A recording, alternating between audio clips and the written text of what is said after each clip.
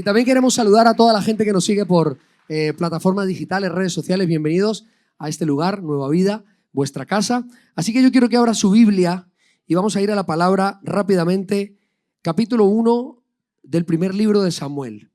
Samuel, capítulo 1. Vamos a leerlo. Hemos estado estudiando el libro de Samuel. Y aunque voy a leer el capítulo 1 casi en su totalidad, lo voy a hacer sencillamente para ponernos en contexto y en situación, ¿sí? Porque pues hoy vamos a tocar varios versículos, vamos a leer bastante la Biblia hoy, pero vamos a tocar varios versículos del primer y segundo libro de Samuel.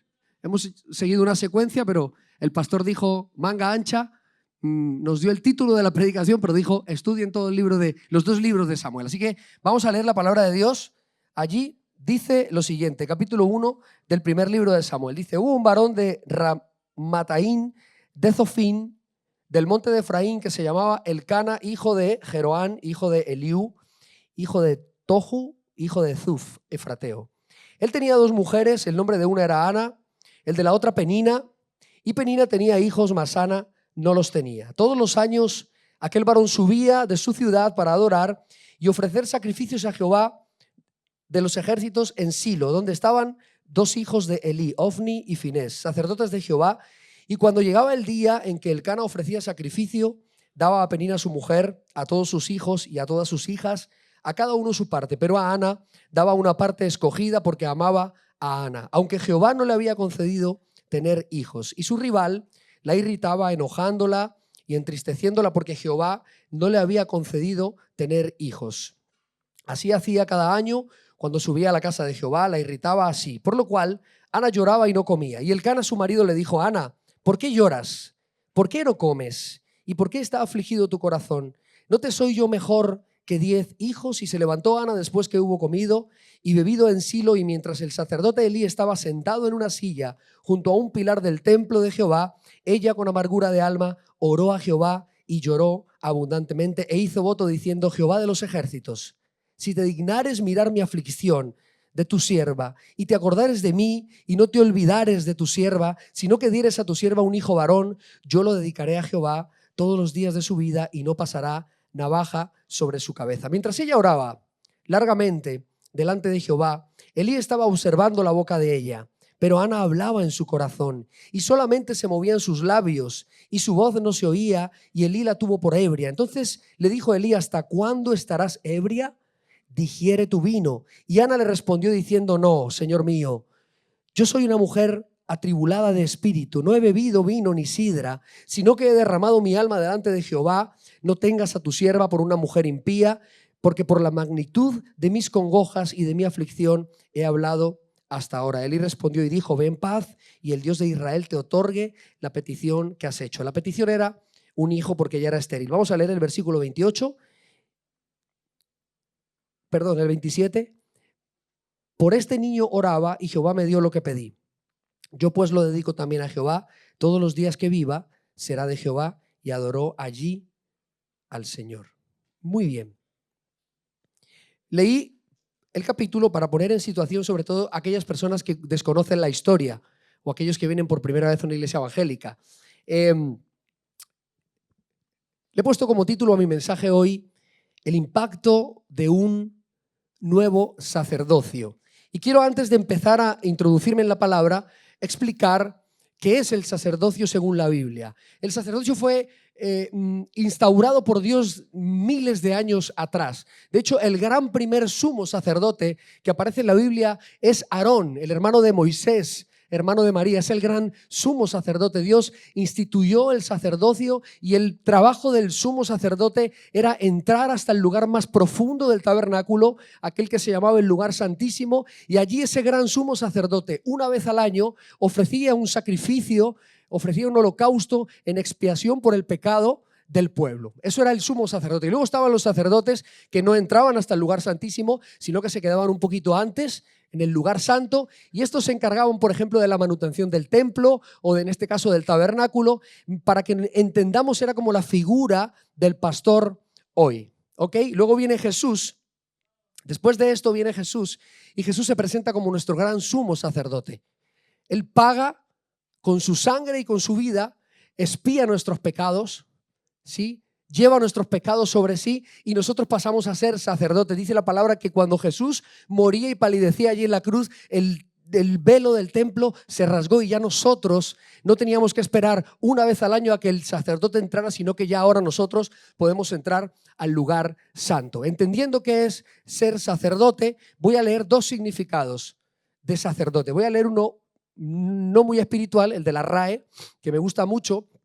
Y luego voy a leer una definición de sacerdocio desde una perspectiva bíblica. La RAE dice que el sacerdocio es consagración activa y celosa al desempeño de una profesión o ministerio elevado y noble. Me encanta.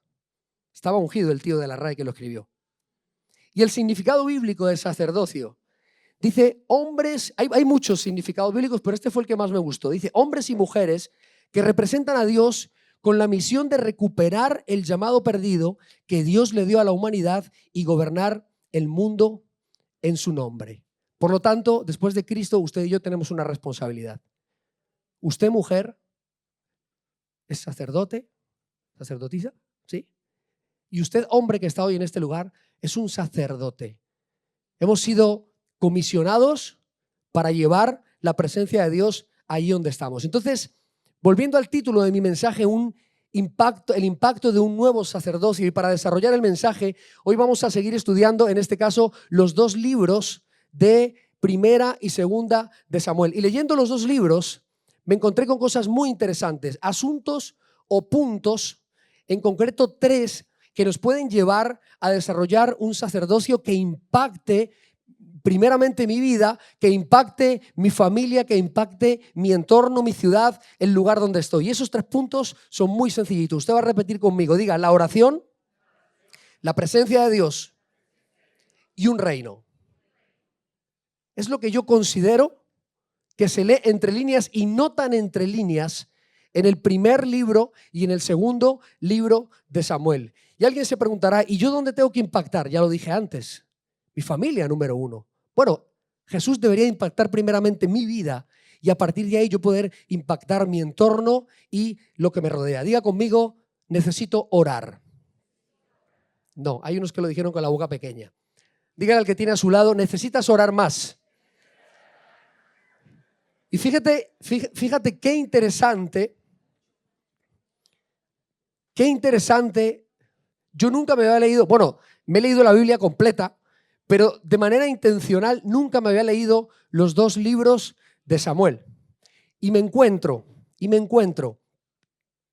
con que el primer libro de Samuel comienza con una oración. Y el segundo libro de Samuel, el capítulo 24, versículo 25, termina con una oración. Vamos a leerlo. Primera de Samuel, capítulo 1, versículo 10, dice lo siguiente. No hace falta que lo busque, yo lo leo. Dice, y Ana, llorando con el alma llena de amargura, se puso a orar delante del Señor. El primer capítulo de Samuel empieza orando y el segundo termina de la misma manera. El último versículo de Segunda de Samuel, capítulo 24, versículo 25, dice lo siguiente, y allí construyó un altar al Señor y ofreció, está hablando del rey David, holocaustos y sacrificios de reconciliación. Entonces el Señor atendió las súplicas en favor del país y la peste se retiró de Israel. Quiero decirte, iglesia, hoy, que para que hayan cambios sustanciales dentro de nosotros, cuando Dios quiere trabajar nuestro sacerdocio, cuando Dios quiere llevarnos a otro nivel de sacerdocio, lo primero que va a hacer es llamarnos a orar. Lo primero que Dios va a hacer es llamarnos a la oración. ¿Saben? Un cristiano que no ora, alguien dijo esto y me gusta, un cristiano que no ora es un cristiano sin alma. ¡Wow! Y parece que menospreciamos a veces la oración, ¿verdad? Pero un cristiano que no ora es un cristiano sin alma. Un cristiano que no ora camina sin dirección, porque cuando nos comunicamos con Dios, cuando nos dirigimos a Dios, Dios da dirección a nuestra vida. Dios nos marca un norte. Un cristiano que no ora posiblemente esté al borde del precipicio de su pecado. Porque entre otras cosas la palabra advierte, velad y orad para que no entréis en, os lo sabéis. Alguien dijo que cuando Dios quiere que oremos, permite la prueba. Porque lamentablemente cuando más oramos, cuando más nos acercamos a Dios, es cuando estamos apretados, ¿sí o no? Séame sincera. Cuando más oramos es cuando más en aprietos nos encontramos. Y siendo honestos, si usted puede recordar e ir atrás, sus mejores momentos en la vida cristiana era cuando, ¿se acuerda cuando nos levantábamos? Yo de vez en cuando me levanto. ¿Se acuerda cuando nos levantábamos a las 5 de la mañana a orar y estaba todo en silencio porque acabábamos de conocer al Señor y estábamos enamorados, íbamos por la calle, veíamos los árboles de otros colores, amábamos a la gente? ¿Se acuerda? Es broma, hombre, es para que me atienda. Pero nuestros mejores momentos con el Señor han sido cuando lo hemos buscado de manera intencional en oración. Y es tan importante que el mismísimo apóstol Pablo a los colosenses les dijo: perseverad en la oración. Perseverad en la oración, velando en ella con acción de gracias. Y vuelvo a repetir esto. El primer libro de Samuel empieza con una oración, pero es una oración de llanto de una mujer piadosa. ¿Y saben qué? Los que no puedo leer los dos libros porque si no nos tiraríamos aquí 2 horas y media, pero mientras Ana está orando con su corazón compungido porque tiene una petición en su mano que no ha sido respondida, el pueblo de Israel está pidiendo un rey. Si vamos al capítulo 7, a partir del capítulo 7, el pueblo de Israel está pidiendo un rey. Y esto me encanta porque Dios, el Dios de los cielos, edificó su trono. Edificó el trono, su trono eterno, sobre la oración de esta mujer. Porque aunque Samuel no aparece en la genealogía de Cristo como en consanguinidad, Dios usó a Samuel de manera sobrenatural para ver en el joven David ese rey de Israel, de quien dice la palabra: nace la simiente de nuestro Mesías, el Señor Jesús. Así que Dios pone bases importantes a través de la oración. Quiero que se haga la pregunta: ¿cuánto ora usted al día? No responda, o respóndaselo a usted mismo. Ahora, el tema es que la oración, como tantas cosas en nuestra vida, dependen de situaciones, dependen muchas veces de emociones, dependen muchas veces de sentimientos. Y muchas veces nuestra oración se seca por las circunstancias adversas de la vida. Pero no fue el caso de Ana. No fue el caso de Ana. Ana tenía 2 problemas importantes. El primero, podía controlarlo un poquito. En el segundo no tenía ningún control. El primero es que Ana estaba metida en un matrimonio polígamo. Por cierto, tengo que decir que Dios no aprueba la poligamia. No la aprobó nunca. Ese sería otro tema, y aunque aparece en la Biblia, pero no la aprobó nunca. Más bien veo a Dios ahí haciendo como oídos sordos. Nos ama tanto que a veces haciendo las cosas mal nos usa. Pero Dios no aprueba la poligamia. Y Ana está metida en un matrimonio en el que comparte su marido con otra. Ahí como que lo puede controlar. Pero el segundo problema de Ana no lo puede controlar. Ana es estéril. Y la esterilidad para el pueblo de Israel era una situación de vergüenza. Era una situación, era un estigma de que probablemente el pueblo decía: Dios te ha castigado porque quizás tus antepasados, quizás tus padres pecaron y hoy tienes una maldición sobre ti. Pero ¿sabes qué? Ana no cesó en insistir en que ella en algún momento de su vida iba a ver su oración de parte de Dios, iba a haber una respuesta de parte de Dios a su oración. Y aparece el marido de Anita, el sinvergüenza el Elcana, que tenía 2, como dirían los chavales, 2 pibitas. Aparece Elcana, pero fíjense que Elcana no era tan mala persona. No era tan mala persona porque creció en un hogar creyente en el que cada año sus padres lo llevaban hasta Silo, donde estaba el tabernáculo de la presencia de Dios, y allí iban ellos cada año a ofrecer sacrificios a Dios. Y Elcana aprendió esto y cada año, una vez que se hizo mayor, se casó, 2 matrimonios, como ya lo hemos dicho. Elcana sigue con las costumbres de sus padres y sigue llevando a su familia hasta Silo para ofrecer sacrificios. Y en ese escenario encontramos al personaje de nuestro mensaje hoy, y es a Ana. Ana está allí preparando su maleta. Quiero que imaginemos un poquito. Ana está preparando su maleta, ocupada porque no quiere pensar en el viaje que le espera junto a Penina, que era la otra mujer de su marido. Aún así, Ana está dispuesta a caminarse los 30 kilómetros que separaban Silo de su casa por las frondosas montañas de Efraín, dice la palabra, y allí Ana está dispuesta a correr detrás de la respuesta que sabe ella que va a venir de parte de Dios. Dice la palabra que la mujer estaba tan agobiada que hasta el apetito perdía. No quería hacer ese viaje a Silo. Y aunque lo hacían todos los años, no quería hacerlo. Lo había hecho durante toda su vida, pero cosas habían cambiado, había crecido. De niña iba a Silo con sus padres y disfrutaba, pero ya Ana no disfrutaba tanto. Aún así, lo quiso hacer. Hoy quiero decirte, iglesia, y esto es muy común en la iglesia de hoy, dejamos de buscar a Dios, dejamos de orar, le damos la espalda a Dios por los problemas de otros. Y lo que no sabemos es que cuando le damos la espalda a Dios por problemas de otros, no penalizamos a Dios. Nos penalizamos a nosotros mismos. Y esta mujer, qué enseñanza. A pesar de que estaba siendo afligida por la otra mujer de su marido, ella decidió caminar hacia esa oración desconsolada que ella estaba segura que iba a cambiar su vida, y no solamente iba a cambiar su vida, sino que tenía claro que iba a cambiar la vida de una nación, porque le había dicho al Señor en oración: yo lo entregaré y te servirá. Sin duda, querida iglesia, todos hoy aquí necesitamos orar más.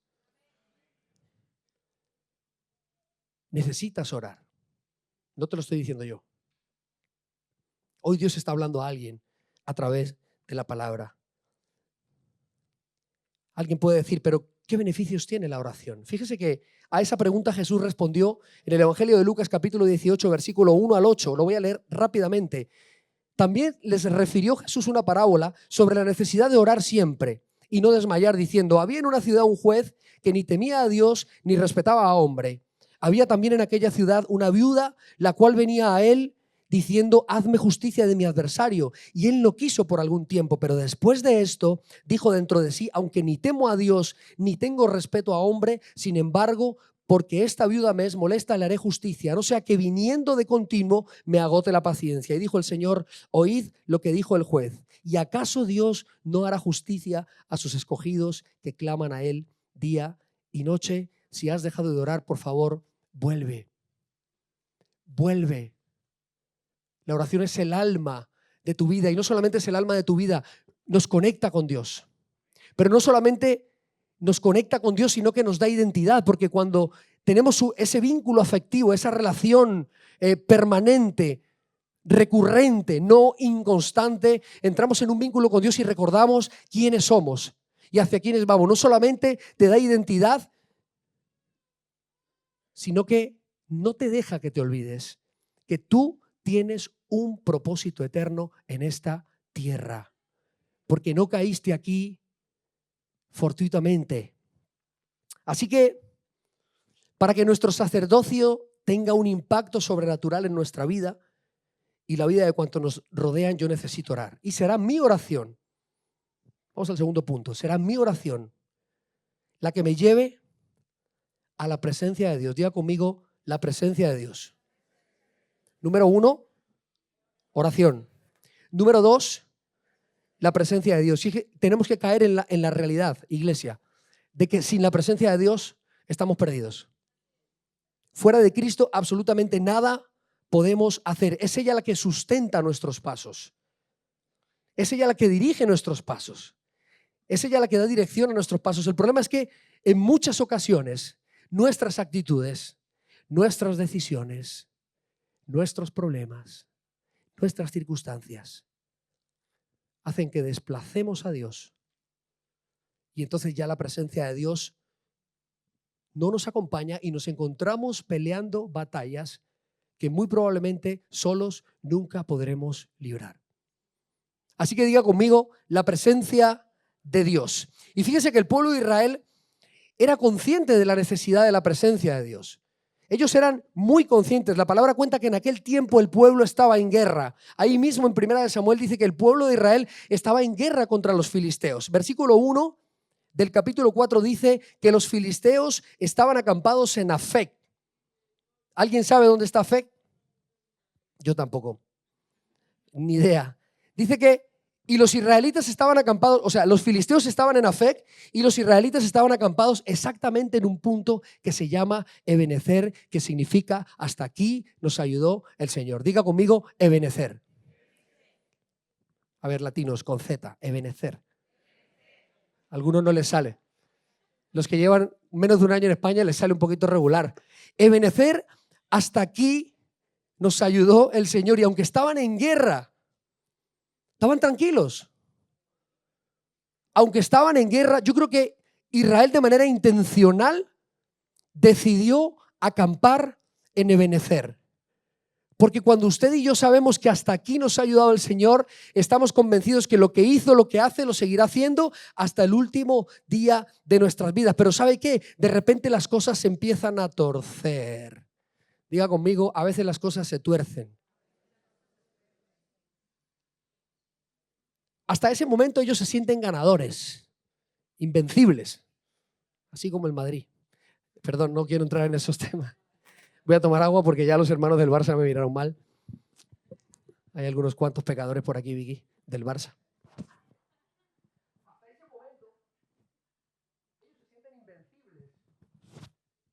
Lo digo otra vez porque no me escucharon allí. Hasta ese momento ellos se sienten invencibles, ganadores. Nada puede con ellos. Pero resulta que las cosas se empiezan a torcer. Vamos a ir a la palabra. Primera de Samuel, capítulo 4, capítulo 4, versículo 3. Abra su Biblia, por favor. Primera de Samuel, capítulo 4, versículo 3 dice, cuando volvió el pueblo al campamento, venían de pelear con los filisteos.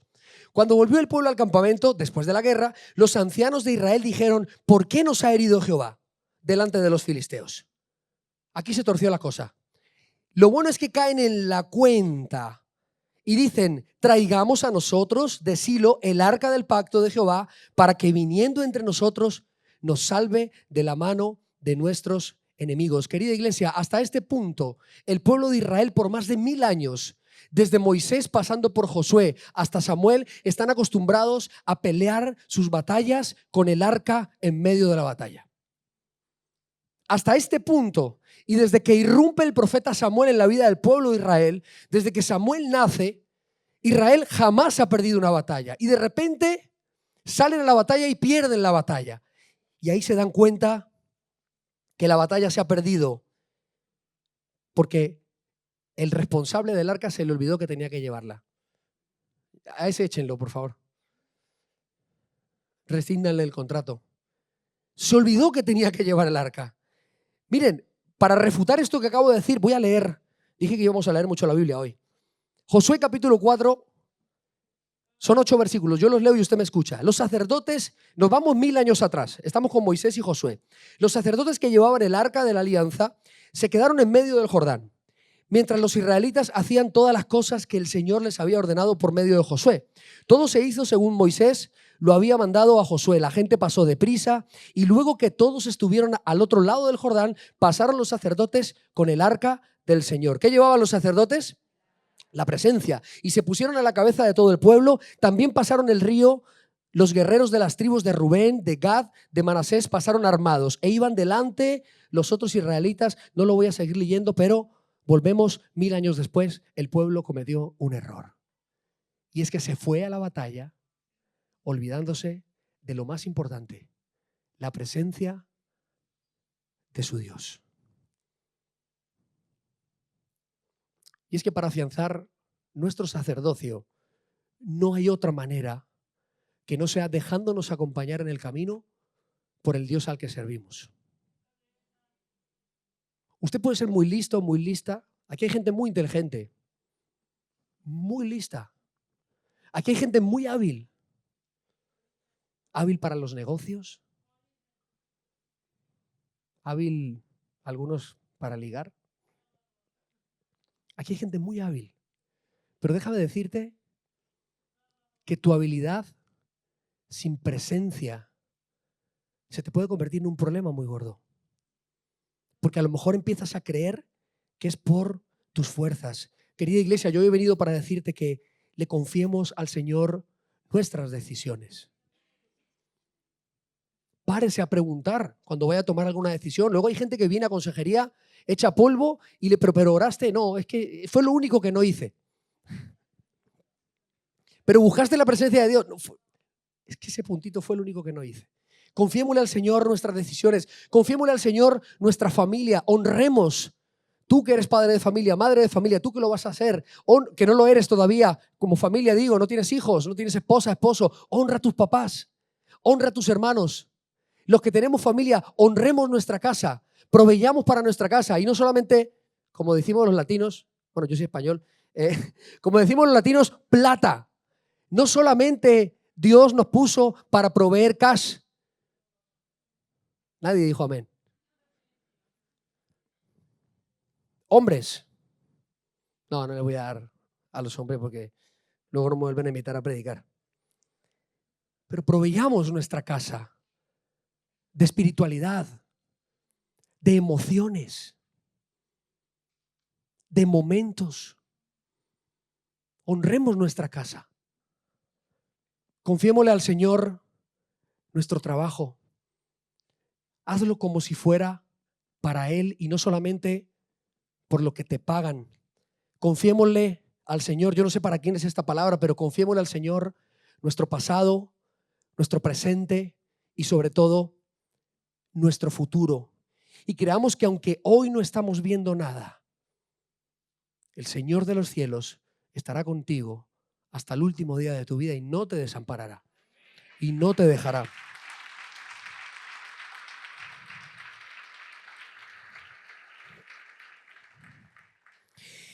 Y para que la misión, vamos al punto 3 y vamos terminando. Y para que la misión, lo leí antes, la definición espiritual de sacerdocio. Y para que la misión que Dios nos ha entregado como sacerdotes, de recuperar el llamado perdido que Él mismo dio a la humanidad y gobernar el mundo en su nombre, perdón, lo estoy leyendo mal. Para que la misión que Dios nos ha entregado como sacerdotes, de recuperar el llamado perdido que Él mismo dio a la humanidad y gobernar el mundo en su nombre, no solamente necesitamos la presencia de Dios. Y aquí alguien puede rayarse y decir, pero es que la presencia de Dios lo es todo. Claro que lo es todo. Y la presencia de Dios siempre está. El problema es que nosotros no siempre estamos. Entonces, por eso digo que no solamente necesitamos la presencia de Dios, sino que necesitas o necesitamos, diga conmigo, necesito un rey. Dígalo más fuerte. Necesito un rey. Este es el punto que más me gusta de los tres.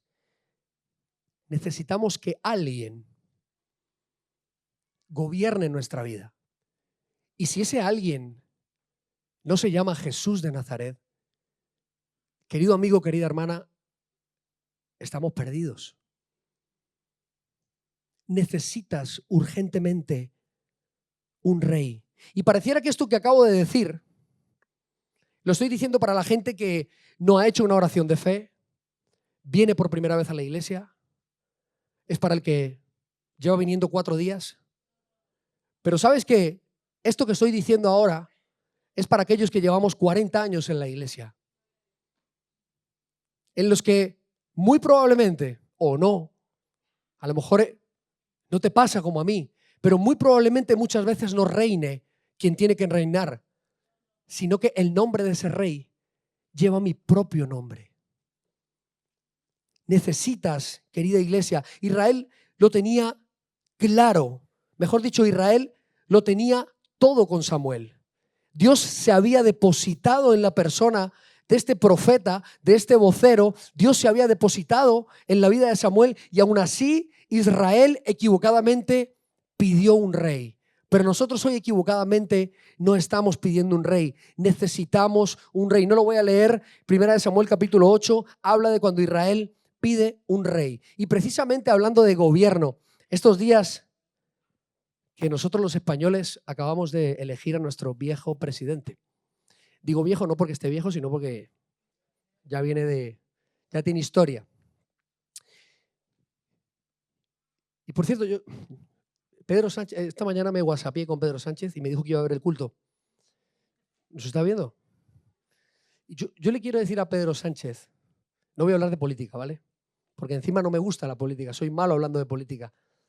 Pero, querido Pedro, no es tu manera de gobernar. no es tu propuesta política, que es maravillosa. El problema eres tú. Uy, qué seriedad, por Dios. Querido Pedro, el problema soy yo. El problema aquí, y ya dejando la política de lado, somos tú y yo. Porque ¿saben qué? Las propuestas de gobierno al final, cuando un político o un hombre o una mujer se sientan a desarrollar una propuesta política, siempre lo hacen con el deseo de bendecir. No saben lo que es bendecir, pero lo hacen con el deseo de que el país avance, de que la gente prospere, de que haya bienestar. Pero cuando gobierno yo, querida familia, ¿sabes quién gobierna cuando gobierno yo? Gobierna Satanás. No, Dios no. Yo no puedo gobernar. Mis miserias no me permiten gobernar. Pero cuando Jesucristo, el príncipe de paz, el Señor de señores, venga a instaurar su gobierno en nuestra vida, será muy diferente a lo que tú y yo conocemos como gobierno. ¿Y saben qué? Hoy Jesús se postula como candidato para gobernar en tu vida. Hoy Jesús ha venido a este lugar para postularse. ¿Y sabes qué? Esto me encanta. Su programa no incluye una acción en el campo laboral porque necesites prosperar. ¿Sabes por qué? Porque Él es rico. Su programa no incluye mejorar la sanidad. No es de este mundo. ¿Sabes por qué? Porque Él es la vida.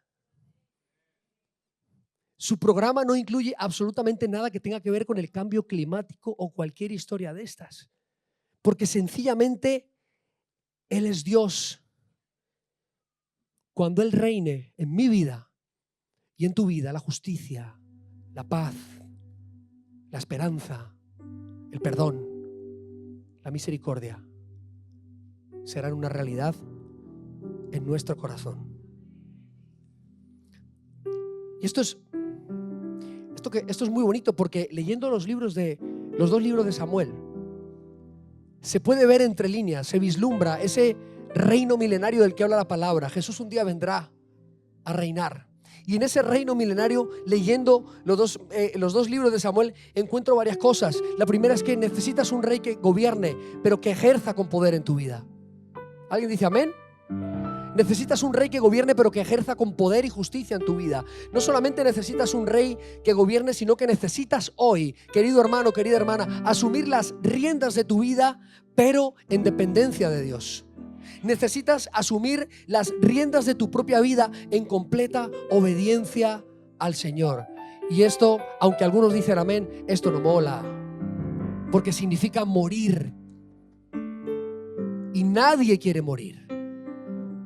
O mejor dicho, a nadie le gusta morir.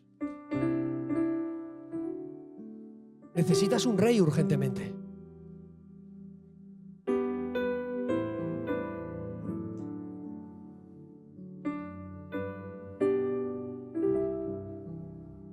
Necesitas un rey urgentemente. El Señor Jesucristo,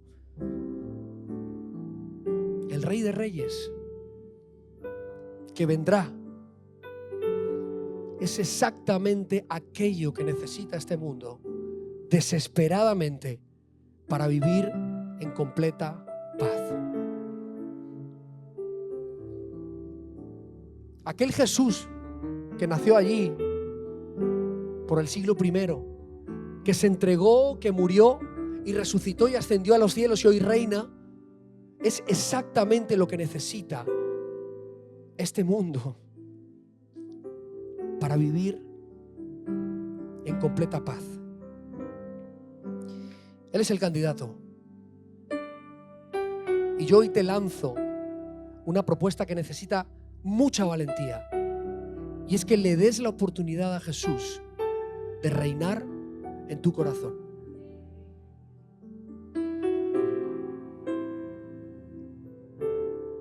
entendiendo que soy un sacerdote,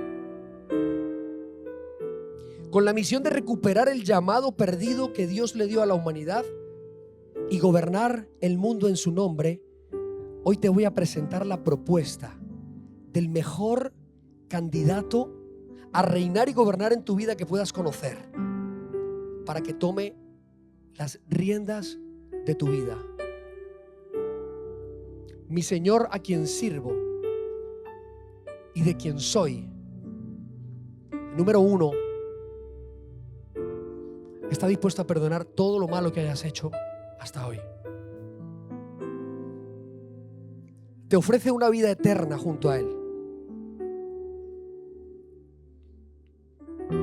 Él es paz en medio de tus tormentas. Él prometió que pasarás por muchas situaciones, pasarás muchas pruebas, estarás en adversidad, pero dijo que iba a estar contigo y que te iba a sustentar hasta el último suspiro de tu vida. Promete salud para tus enfermedades mentales, espirituales,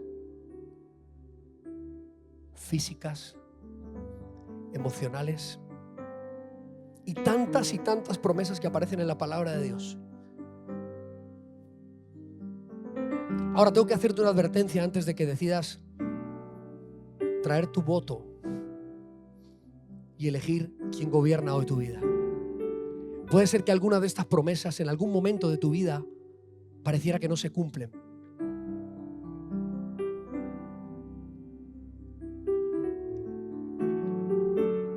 Puede ser que alguna de las propuestas de Cristo en algún momento de tu vida no se cumplan. Pero no es porque Él no cumple su palabra. Es porque en muchas ocasiones tomamos decisiones equivocadas y pagamos las consecuencias. Es porque muchas veces nos cuesta obedecer. Y sí es verdad, y tengo que decirlo, que hay situaciones en la vida que no tienen respuesta y que no encontrarán una respuesta en esta tierra, pero que de la mano de Cristo tenemos garantizada la paz que sobrepasa todo entendimiento. Aún